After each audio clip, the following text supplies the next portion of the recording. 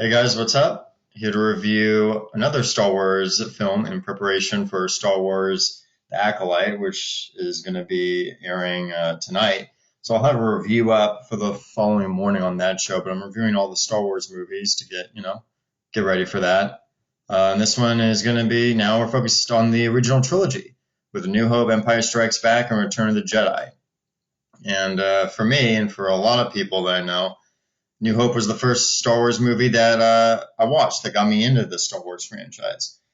This was George Lucas's big gamble that he took to make a big kind of epic storyline, a fairy tale, a new modern myth, and largely he succeeds. He succeeded at creating the new mythology that Star Wars is, and in so doing, pretty much changed all of the film industry in regards to merchandising, in regards to movie soundtracks, and like everything that made the MCU, the Marvel Cinematic Universe. George kind of started first with Star Wars Episode 4: A New Hope. And in the beginning, this movie, you see like it doesn't skip a beat. There's action immediately following an attack on the Princess Leia's ship, the Tantive 4, and you see, stormtroopers move in. They're taking out rebels everywhere. The droids R2 and C3PO are trying to get away from the chaos and, get into an escape pod and land on Tatooine with R2-D2 carrying the plans that Princess Leia gave them. And it's just a thrilling adventure from then on.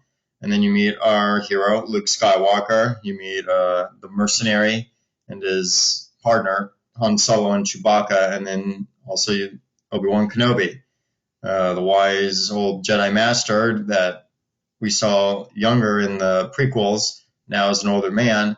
And he's been watching over Luke and watching over him and protecting him from anyone that would harm him. And so now, he's telling him about what's happening in the world, Darth Vader, his plans, the Empire, everything. And, we have a mission where, Obi-Wan is the message that R2 had, requests that Obi-Wan, help her and help the rebellion. And so they go to Tatooine, big city full of scum and villainy. They meet Han Solo, get in the ship, the Millennium Falcon, and they get to the Death Star. And to me, that's like my favorite part, is where they have to like dress up as stormtroopers, weave through the ship and try to get to the princess. And once they do, it's funny because she's not the typical damsel in distress. She needs them just as much as they need her. She needs good fighters for the rebellion. And so, Han and Luke, they can do that. And you have really good scenes of like the banter between both Luke, Han, and Leia on the Death Star. And it's really good.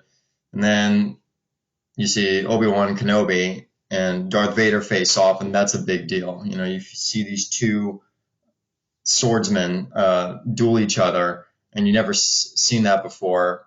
I mean, the lightsaber at that time, like no one knew what that was. No one had ever done that before. A laser sword emitting energy, and you see that, and it's just an incredible duel. You can definitely tell that George Lucas was inspired by a lot of Japanese samurai films, particularly movies by Akira Kurosawa, like Seven Samurai, Hidden Fortress, and it's an epic duel. There have been YouTube videos of that fight that's done in more modern choreography, but I don't think they really get the point of what that duel really is. That first duel between Obi-Wan Kenobi and Darth Vader on the Death Star, that first duel that you ever saw in a Star Wars film. It's intense, and these two people are, they're old.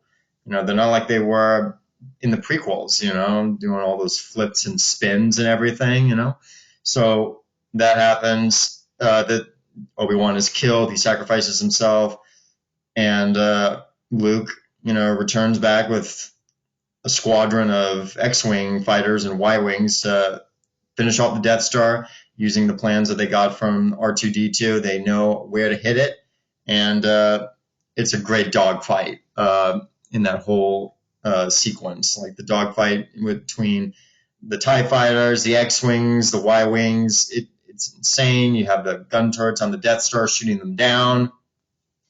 The battle chatter on their radios or comms it's amazing. And and you can't talk about Star Wars without talking about the John Williams score. And the score in this movie was always top notch. Everything about it was great.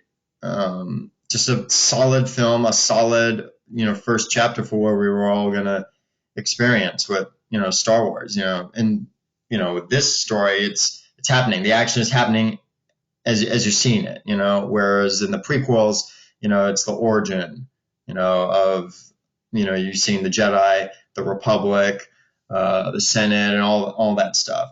But in episode 4, the action just immediately starts. And you're like, what's going on? And you don't know the backstory. You're just like going on this ride for yourself and seeing where it goes. And that was what I always liked about this movie. Just great pacing, great editing. This movie was basically saved through editing because the original version wasn't salvageable. There were pieces missing, scenes didn't make sense.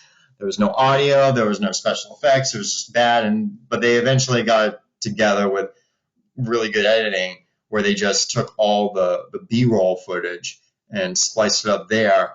And they were able to deliver a great film in time for its May release back in 1977. So overall, A New Hope, it's still a classic. Check it out, rewatch it. It's an amazing movie. And definitely one of the best.